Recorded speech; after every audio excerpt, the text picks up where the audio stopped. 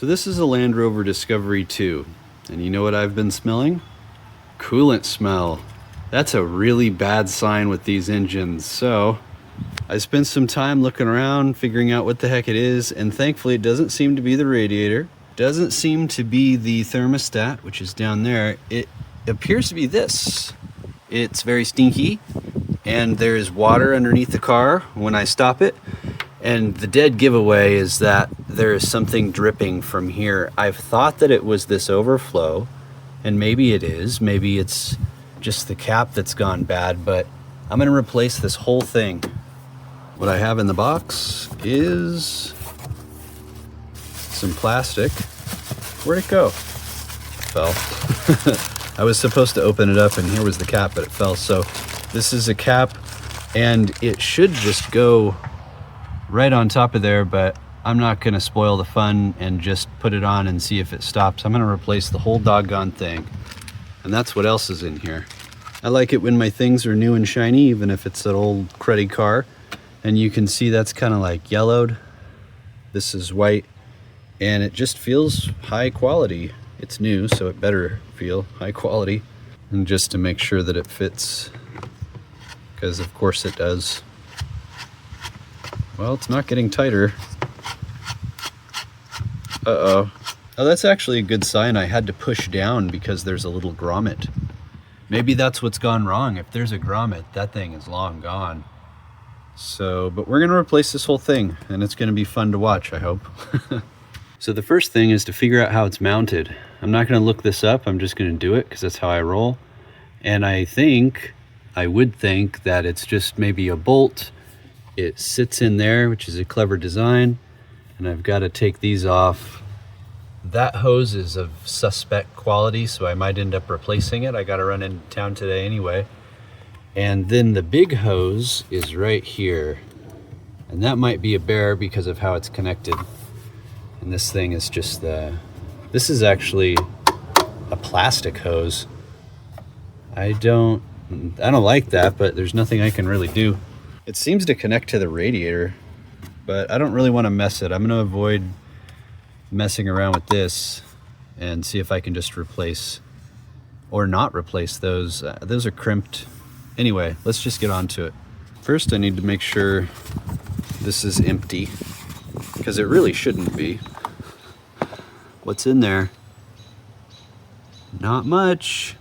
It's focusing on the neck, but I assure you there is hardly any fluid in there, so there's nothing really to drain. The way that it's mounted is kind of interesting. It's hard to show, but you can see them mounted right there. So the way that it's put in is clever. I'm gonna have to figure this out. It's like a puzzle. Okay, this is so funny. It appears to be just mounted by those things that I just showed you, because I just kind of wrenched on it and it popped out, and now what it's stuck in is the little insert thing right there. So yeah, there you go, it's out. Now the tricky thing is this. I think I mentioned that earlier. This might be hard to get out, but not impossible. So as I expected, I'm pretty sure this is going to be a really easy job. Look at that, it just goes back there. So getting a screwdriver or whatever is clamping it on removed, that's going to be the hard part of this procedure. So let me go figure that out, and I'll be right back. Okay, so I really try to baby things when I don't know the condition of them or how to do it. So I was being really gentle, but this hose was stuck underneath the little cable here, so I just needed to kind of pivot it, and it popped right out. So look how easy this is to service. So those are going to be tricky, because I believe the crimp connectors are kind of like one time. Once you uncrimp them, they're gone. So I'm going to run into town and get some new hose for that, and probably some hose clamps. And then there was one other one. Oh, back here. So that one, look, that's been leaking. That has absolutely been leaking. Okay, so there's our leak right there. So it might be this, but that is absolutely leaking. So where does that go? Oh, this one connects to the engine. You can't really see it, but it connects to the engine. And God, I don't think I need to replace this. It's probably just the connector, or something, but the hose seems fine. It's squishy, so I'm gonna leave that alone. I just need to replace this guy. Yeah, look, jostling around has made it leak. Bingo, that's 100% the problem. Okay, now I will be back with the solution. So I got the first hose off. It's the big boy that attaches to the bottom, and I didn't do that. That seems to be plastic, as far as I can tell. And you know what sucks? It's inside the hose. So it seems like the plastic here has just reached the end of its life and it's coming apart. It's not a mechanical failure, but it's hopefully not a harbinger. Oh, interesting. I was taking these off and these aren't crimped like I thought they were. They're actually latches. You can kind of see it, but this top part connects into that latch. And hopefully it's kind of really windy right now. I don't know if you could hear it, but yeah, so this is actually easier than I thought it was going to be. And here is the old one. And here's the old one. Finally got it out. This back part right here was a real hassle. It looks okay, but it would not let go of the rubber. But I mean, it seems unremarkable. I was hoping for something a little more. This was a really nasty find. I cleaned it out, but here's where it used to be. It's not like you can really access anything else. I guess if you were going for the motor mount, it's right here. But here's the hose that would not relinquish, which is odd considering this is the hose that was leaking. This is the big boy hose. It's got some crap in there I need to get out. And where's the other one? Right here? No, right here. This is fine. I honestly might use the crimps. They weren't doing anything wrong. But now it's time to install the new one. All right, piece of cake. It's all hooked back up. It's not mounted yet, but I have all of the hoses hooked up. I used new hose clamps on this and on that, but I reused the old one here. You can see where I was sliding it all around.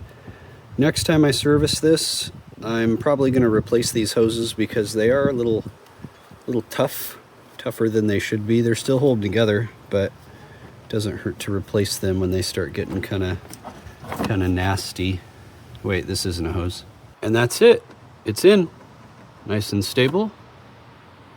I need to add fluid to it, but this is on there nice and tight. And it all seems to work. All right, we're back for an encore. So there's a bit less coolant in there. And the reason for that is because one of the hoses, you probably can't really tell which one is new, but it's that one there. That was bad. And it was leaking pretty bad. So I had to replace it, and it was hard.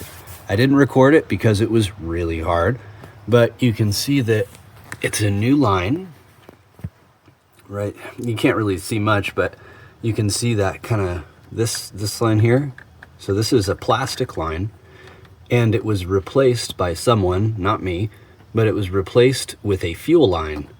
Now you can't do that because coolant is corrosive to fuel lines. Now I actually didn't know that, and I assume that the person that installed it didn't know that either. But this is a plastic line that goes all over the place like Medusa, and it attaches down there. And you can see it is behind the AC compressor and underneath the manifold. Look at that. Now where is it? It's right there, and it sucked. It was really hard to get in there, and I think that I got it in all the way. I've driven it around and it's not leaking or anything, but it looks kind of shiny at the bottom where it connects, and that might be because I used a little tiny bit of oil to get that on there because it was so tight it would not go on, and there's nowhere you can really like press down on it from, so I had to use a press or a punch to get it. Was it was tough, but it seems secure now and it's not leaking. Now the reason why the coolant is down is I added coolant, but then I bled it afterwards, and then I went for a drive and I bled it again, and that's about how much air was in the system. It was originally up to here, so it's gone down a lot. And of course when you bleed it, you lose coolant. So now the next thing is to fill this up, but this is an encore and I'm not going to show you that. Welcome to the next day, and we filled it with coolant and taken it for many drives. It's holding together. The top part there says cold level, and it's holding right under the cold level. I guess I could add a little bit more, but it's probably fine. So I got this coolant overflow, this Euro parts from Atlantic British. Really good place. I get pretty much all the parts for the Landy there. But yeah, I think that's gonna wrap this little project up. So overall, mission success. Wasn't too expensive to replace the coolant thing and get that extra hose, and I already had coolant lying around, so this was just time, really. If you like this video, you want to see more, you can leave a like, comment, subscribe. You become a member of the channel, or you can join my Discord and become a subscriber over there. Members get early access and goodies like that, so if you want to support me directly and keep these videos coming, that's the best way too. But there's a lot more projects coming for this and the BMW. So yeah, stay tuned.